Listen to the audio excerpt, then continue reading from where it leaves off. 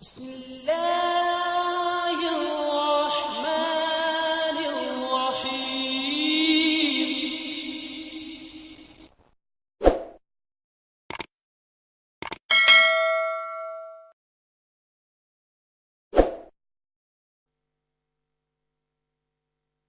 اسلام سے نہ بھاگو، راہ خدا یہی ہے۔ اے سونے والو جاگو، شمس الضحیٰ یہی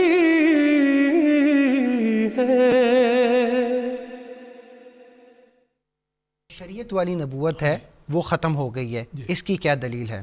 اس کی دلیل تو یہ ہے کہ شریعت اللہ تعالیٰ مختلف زبانوں میں مختلف شرائع اللہ تعالیٰ نے نازل کی۔ جب اللہ تعالیٰ ایک پیغام دیتا ہے اور ضرورت سمجھتا ہے کہ اس پیغام کے قابل وہ لوگ نہیں اس وقت اور بعد میں ہو گئے اور ضرورت سمجھی گئی بعض مسائل میں رہنمائی کی، تو اللہ تعالیٰ نئے شریعت کے احکام دیتا ہے۔ تو ابتدائی شریعت، پھر اس کے بعد کی شریعت، پھر اس کے بعد کی شریعت، یہ تدریجی مراحل سے گزرتے ہوئے یہ سلسلہ تشریع نبی کا چلتا ہے۔ تشریع نبی کہتے ہی اس کو ہیں جو اپنے ساتھ شریعت کی نعمت کو لے کر آتا ہے۔ اور اس کے بعد جب رسول اکرم صلی اللہ علیہ وسلم تشریف لائے تو آپ تشریع انبیاء میں سے سب سے آخر میں تھے۔ اور یہ بات بھی دوستوں کو یاد رکھنی چاہیے کہ آخر کا مضمون وہاں پر آتا ہے کہ زمانے کے لحاظ سے تو آپ دنیا کے آخر میں نہیں تھے، اگرچہ آپ کے آنے کے بعد پھر سارا زمانہ قیامت تک اب آپ ہی کا زمانہ ہے، لیکن اس زمانے میں جب آئے تو اس وقت اللہ تعالیٰ نے آپ کو ایک کامل شریعت عطا کی۔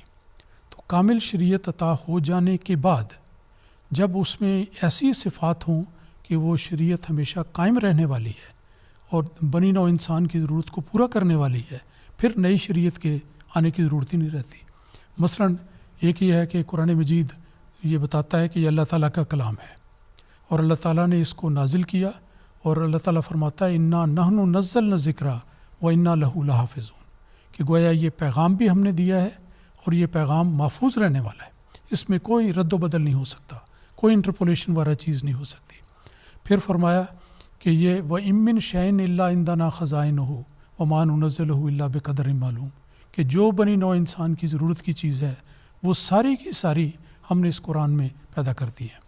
اور حفاظت کا وعدہ بھی اللہ تعالیٰ نے دیا، تو حفاظت بھی ہو گئی، یہ شریعت بھی ہو گئی، اور پھر اللہ تعالیٰ نے فرما دیا ان الدین عند اللہ الاسلام، کہ اب نبی اکرم صلی اللہ علیہ وسلم کے آنے کے بعد ہدایت کی کامل راہ وہ ہے جس کا نام اسلام ہے، اور یہ شریعت کی بنیاد ہے، یہ شریعت کا پیغام ہے۔